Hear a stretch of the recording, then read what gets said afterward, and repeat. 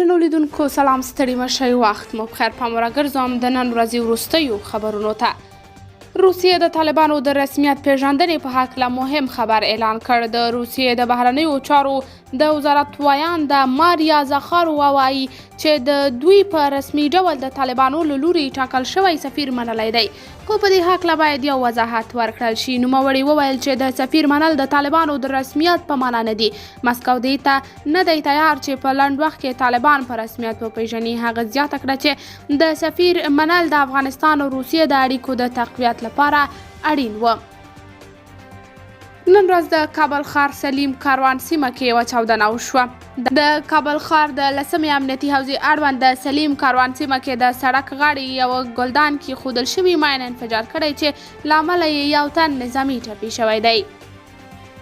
پښتون سیاستوال او د ملي جمهوري غورځنګ د رهبرۍ غړی افراسیاب خټک وایي طالبان د پاکستان د پوځ پروژه ده چې د دې هیواد د ملکي حکومت بدلیدل پرې کوم تاثیر نه لري او دوام به کوي. هغه زیاته کړې چې طالبان د پاکستان متحدین دي او افغانستان ته د اسلام په نوم د نظام د ړنګولو او د افغانانو د هویت د له منځه وړلو لپاره لیږل شوي دي. د افغانستان ملي دفاع وزارت وایي له دې وروسته به د کمال خان بند یو څاڅکی اوبه هم د ایران پر طرف نه خوشي کیږي. که څه هم په یو څاڅکي اوبو 10 لیتره تیل په بدل کې افغانستان ته راځي، بیا به هم دغه سودا له ایران هیواد سره ونه کړو.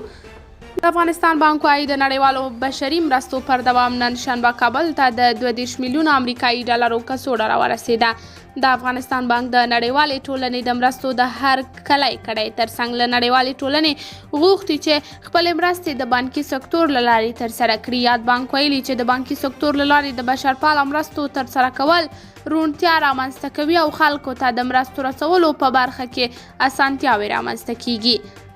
د افغانستان د پخواني ولسمشر اشرف غني لومړی مرستیال امرالله صالح د ننګرهار د هوایي ډګر په هکله د طالبانو د یوې نهمې پریکړې په هکله معلومات خپاره کړي دي. امرالله صالح ادعا کړې چې طالبانو د ننګرهار ولایت د هوایي ډګر په هکله د پاکستان د پوځي ادارو سره هوکړه کړې ده او دا هوایي ډګر یې په بشپړ ډول پاکستان ته سپارلی دی.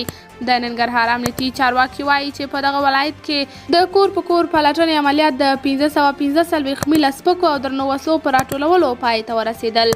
دوی زیاتوي چې یوه اونۍ یې دوام وکړ، پکې ګڼ جنګي تجهیزات او دولتي زرهي موټر هم نیول شوي دي.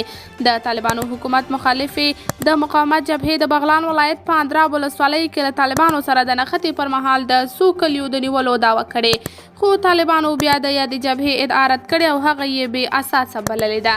قدرمنو لیدونکو، دا وه د نن ورځې خبري ټولګه. تر بیا د الله په امان.